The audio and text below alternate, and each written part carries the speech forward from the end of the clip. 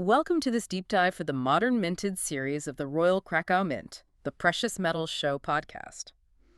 You're staring at a monitor, like furiously refreshing the page.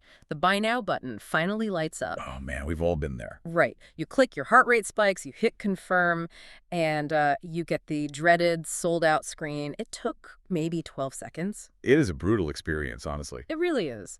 So we've been looking through a massive stack of numismatic journals, collector forum threads, and secondary market data to figure out why this keeps happening. Our mission today is to decode the exact mechanics, the math, the marketing, and the very real human psychology that turns a coin release into a total digital feeding frenzy. Yeah, and if you've ever tried to check out during one of these highly anticipated drops, you know the exact stakes we're talking about. It's honestly like a modern high-stakes Olympic sprint. You've trained, you know the release schedule, the starting gunfires, but if your browser autofills the wrong zip code, you completely lose the gold. Exactly. And the sheer volume of people trying to fit through that digital door at the exact same second is staggering, which brings us to the underlying math.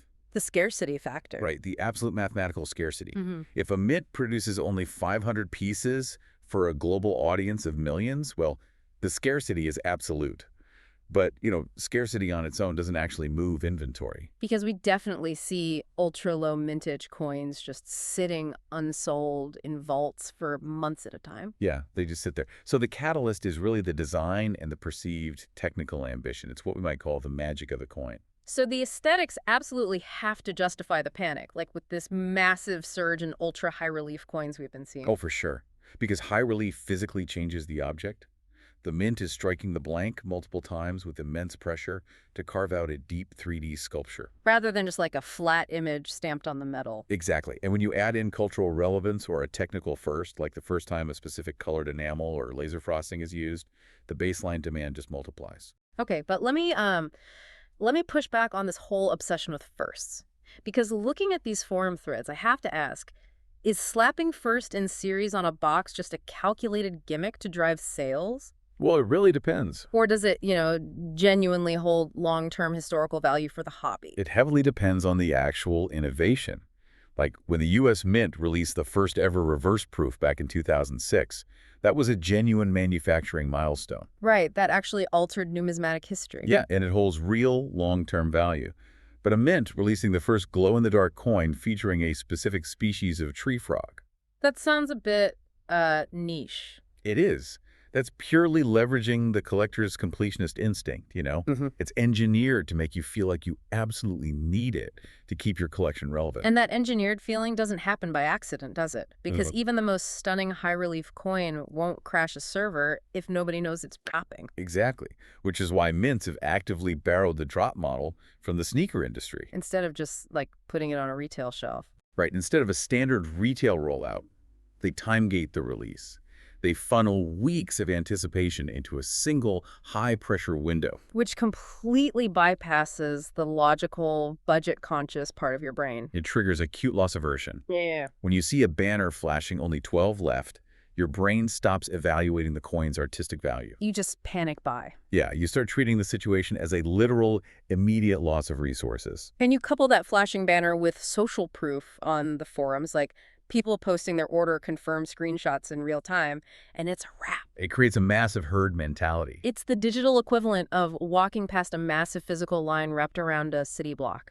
You might not even know what the line is for, but watching other people desperately compete for it chemically shifts your casual want into an absolute need. That physical line analogy is perfect, especially when you realize that a huge portion of the people in that digital line have zero intention of actually keeping the item. The flippers. Yes, the secondary market. If 200 of those 500 coins are snatched up by resellers, the actual supply for genuine collectors shrinks instantly. Which creates this vicious cycle. You miss the drop, so you go to an auction site 10 minutes later, and the coin that retailed for $100 is already listing for $500. And seeing those massive immediate premiums just attracts even more flippers to the next drop. But I have to ask, are these secondary market players fundamentally destroying the hobby for genuine collectors? Or is this just the inescapable byproduct of a healthy, high-demand market? It Definitely feels like they're ruining it when you're staring at an empty cart. I totally get that. It's incredibly frustrating. It really is. But economically speaking, a hyperactive secondary market is actually the loudest signal to the mints that the hobby is thriving. Because without the chance of a premium, the urgency drops. Exactly. Without that secondary premium, a lot of the initial hype evaporates. It's a massive gamble for the flippers, though.